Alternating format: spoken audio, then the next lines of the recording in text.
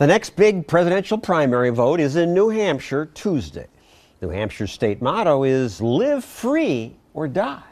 And that sounds libertarian. So will New Hampshire voters pick freedom-loving candidates? Who might win in New Hampshire and who should win? Rich Lowry is editor of the National Review magazine. He's a conservative. Austin Peterson's a libertarian and a presidential candidate. He's running against Governor Gary Johnson for the Libertarian nomination. So, Austin, New Hampshire's the live free or die state. But no, it's more like if you live free, you might die. Because if you look at the polling in New Hampshire, they may have that kind of libertarian motto, but these are people who want to increase spending on education. They want to increase spending on health care. They want increased background checks on guns. So there's a bit of a cognitive dissonance in the voters there in New Hampshire. They're much more for those establishment conservatives. That's why you see Trump leading in the polls. That's why you see Jeb Bush actually appearing in the polls now. So, yeah. Rich, you agree? There. Yeah, well, Trump has been strong there all along. We'll see whether he experiences a downdraft after Iowa, but many things you can say of Donald Trump, pro and con.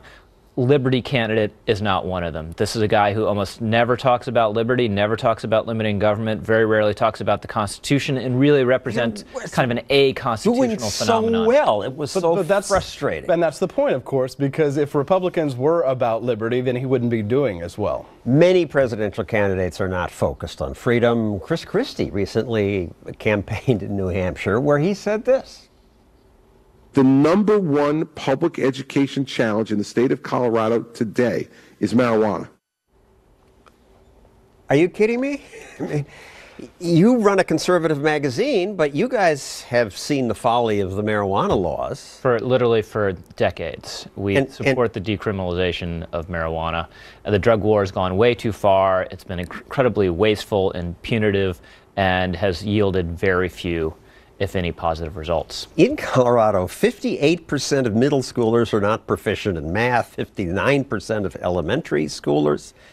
And he's said marijuana is the biggest problem? Yeah, the problem, obviously, in systems like that is no one is ever fired or held accountable. In California, a year or two ago, there were 2 teachers fired in all of California. The idea that those were the only 2 genuinely incompetent or incapable teachers in that enormous state is, of course, impossible to believe, and it's because they have a government system protecting them. It's not about legal marijuana. In New Hampshire, Bernie Sanders and Donald Trump lead the polls and the betting odds, which we on this show know are much more reliable than polls or pundits.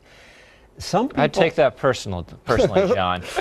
Well, take it personally. The bettors know more than you do. Some people in New Hampshire are so enthusiastic about Donald Trump that they're even getting Trump tattoos.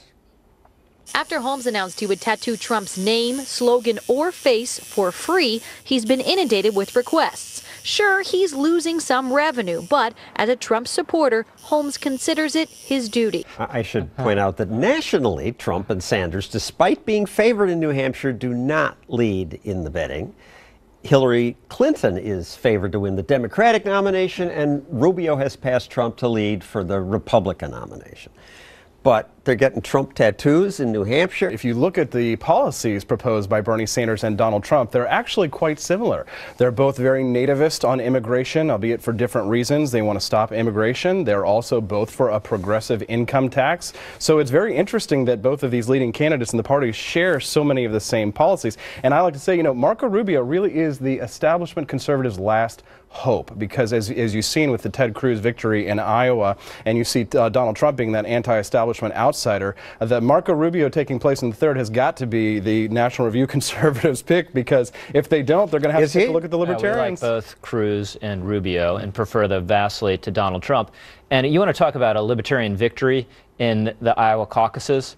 Is Ted Cruz going against the renewable fuel standard in Iowa in the face of the governor and the governor's son, who heads this lobby in favor of ethanol, and actually won anyway. That was an extraordinarily works for the ethanol industry. But some of the polling indicates that the reason why he was able to overcome that is because Iowa is such a religious evangelical state, and Ted Cruz and his father being a minister, they did pander quite a bit to the evangelicals, and they think that that might be the reason they did, because religion won out over. Or it may be something we'll discuss later in this show, his brilliant technology use, which he says he's way ahead of everybody else. He had a combination of doing the old school grassroots organizing together with all these innovative techniques of tracking people. There was a report today that they found there were 60 people in Iowa concerned that fireworks are illegal in Iowa. So Ted Cruz went after those people. That's sort of the granular detail. Well, he also They figure out what they're upset about, and that's what they talk about. Well, but he also told Ben Carson's voters that Ben Carson might be dropping out, and he had to apologize for that this week. So there was a little bit of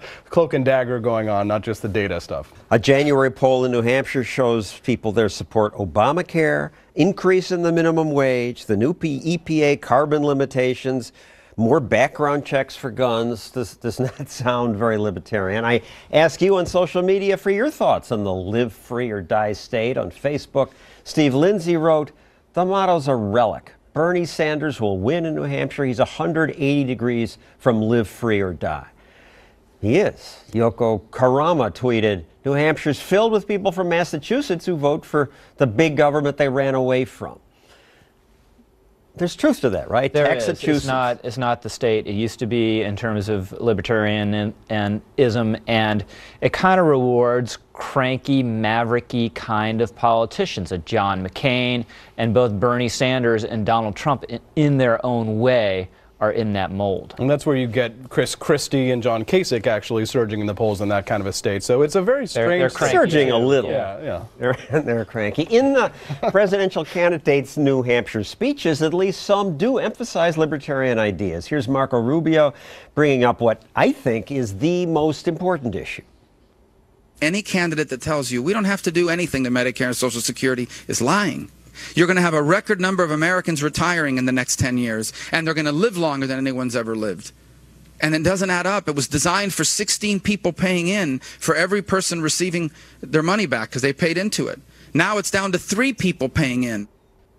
I love that when I hear that, because finally somebody's admitting the big truth. But I don't think this wins votes. Right, and if you've seen Marco Rubio, he's actually very good on issues like immigration, where he agrees with libertarians on that issue as well, but he walked that back in the last few weeks in order to sort of creep up in Iowa because he was trying to mirror the rhetoric, the more nativist rhetoric of Ted Cruz. He's talking about entitlements, and Chris Christie, of all people, talks about entitlements. Yeah, but how they govern a new thing from a politician. When Rubio ran for the Senate in Florida, he was in favor of Social Security reform, which is extremely brave in Florida. And you have a loose consensus in the Republican Party now around entitlement reform with some dissenters, Trump and Mike Huckabee among them. I must object, though, to the idea that if we actually enforce our nation's immigration laws, that somehow makes us nativist, or if we say we don't want continued high levels of legal immigration, about 1 million a year, that makes us nativist. You should be able to have a rational discussion about whether we have an immigration system that actually helps people in this country or not without that kind of pejorative. Right, but don't act like... You guys can fight about that on some other show. Let's stick to New Hampshire here. Okay. Ted Cruz is there criticizing the FDA, good for him, and the government's bureaucratic approval process. The drug approval process, the medical device approval process is so slow, so cumbersome, so expensive. I think that's immoral. Listen, if you're facing a life-threatening disease, you should have a right to try any medicine that can save your life. Ted Cruz has done a good job of reaching out to libertarians. He specifically targeted Ron Paul voters.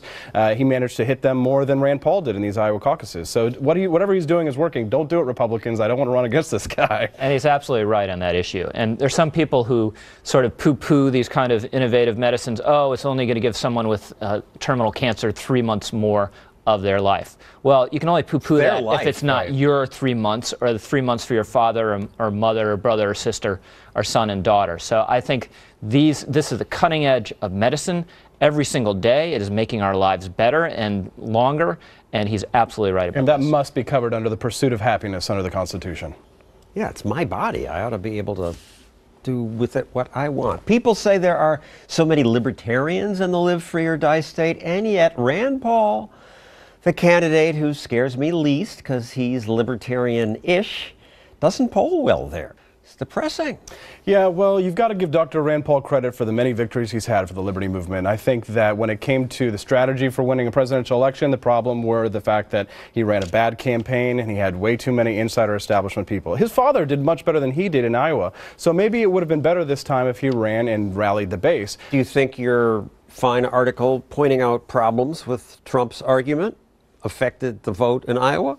It's always impossible to tell. We like to think so, and we certainly were part of a push the last 10 days that included conservatives like Mark Levin and Glenn Beck and Senator Ben Sasse to tell conservatives that Donald Trump is not one of us. He doesn't believe in our ideas or principles. I just want to say one thing very briefly, of course. I'll give you the last word. Yes, Tucker Carlson pointed out correctly that the problem with the establishment conservative is they don't understand that the base, the populist conservatives, don't agree with them broadly on issues like immigration. So you say, sir, that of course that you don't hold these nativist viewpoints, but the base of the Republican Party certainly does. I think what you characterize as nativism, I probably do agree with, because I think what you're labeling as nativism is much, much too broad. This is my longhorn here. Explain what nativism means.